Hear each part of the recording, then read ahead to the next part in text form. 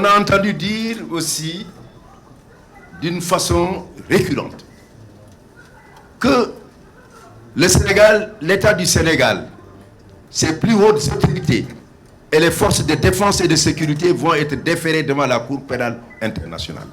C'est de la fanfaronnade. Ceux qui me disent n'ont ni la qualité ni la capacité de le faire.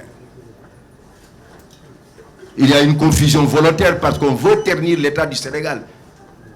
Mais il y a aussi une autre volonté, c'est de saper le moral des forces de défense et de sécurité afin de les démobiliser et afin de la mener dans la paralysie devant l'action. On a vu certains s'agiter pour dire nous sommes en train de réquisitionner sur des éléments. Ils confondent le maintien de l'ordre et ces types de violations des droits de l'homme. Parce que la Cour pénale internationale convoque des crimes graves comme les crimes de génocide, les crimes contre l'humanité, les crimes de guerre et les crimes d'agression. C'est ce qu'on voit au Sénégal. Que l'accusation sur les droits de l'homme. Le Sénégal n'est pas l'enfer des droits de l'homme. S'il y a un paradis des droits de l'homme, désignez-le. Le Sénégal n'en est pas un. C'est un pays qui respecte les droits de l'homme. La confrontation que nous avons aujourd'hui, c'est une catégorie de personnes. Si ces personnes étaient des manifestants, et on a tendance à confondre les choses, on parle souvent du droit à la manifestation pacifique, du droit à la manifestation.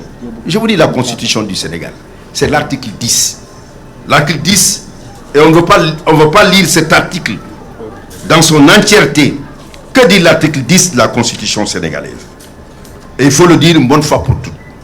Chacun a le droit d'exprimer et de diffuser librement ses opinions, par la parole, la plume, l'image, la marche pacifique. La marche violente, la marche pacifique, c'est quand on quitte la plaque de l'obélisque et on va alors chez soi. Mais quand on se transforme en celui qui incendie des voitures, qui casse et qui allume des maisons et qui s'en prend à des personnes paisibles, non. La responsabilité de l'État, c'est d'assurer la sécurité, la tranquillité, la protection de tous les citoyens. Et sur ce plan-là, il faudrait faire en sorte que l'État du Sénégal soit dans le respect scrupuleux des principes de l'État de droit et rappeler que ceux qui veulent manifester leur opinion, il faudrait se dire que l'État le garantit. Mais injurier, mais l'injure est un délit. Ce n'est pas une opinion. C'est ce que dit notre code. Vous ne pouvez pas en ce moment vous prévaloir de celui qui se dit qu'on m'empêche d'exprimer mon opinion. Je voudrais donc en dernière instance dire que tous ceux qui sont à travers le monde, qui disent qu'ils sont en train de faire des collectes et qui cherchent à démoraliser les forces de défense et du Sénégal, je veux leur dire que c'est peine perdue. Ceux qui se prennent pour des juges de la rue et qui prétendent qu'ils vont amener les hautes autorités du Sénégal devant la Cour pénale internationale, je voudrais pouvoir leur dire qu'ils n'en pas le pouvoir.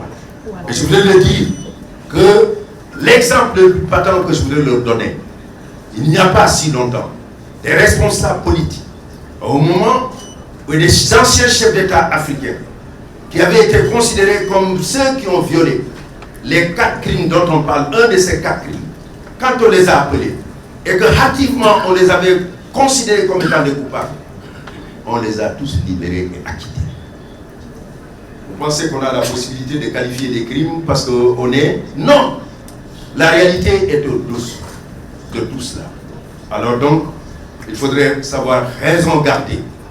L'État du Sénégal ne correspond pas aujourd'hui avec le faisceau d'attaques qui viennent de toutes parts et qui voudrait déstabiliser ces institutions et en même temps créer une psychose au niveau de ces forces de défense et de sécurité. Elles seront debout pour apporter les solutions de protection. Les solutions de protection des biens, mais de la personne dans notre pays. Et rappeler à ceux qui veulent, ceux qui doivent peut-être le savoir, que le droit à la sécurité est un droit fondamental de l'homme.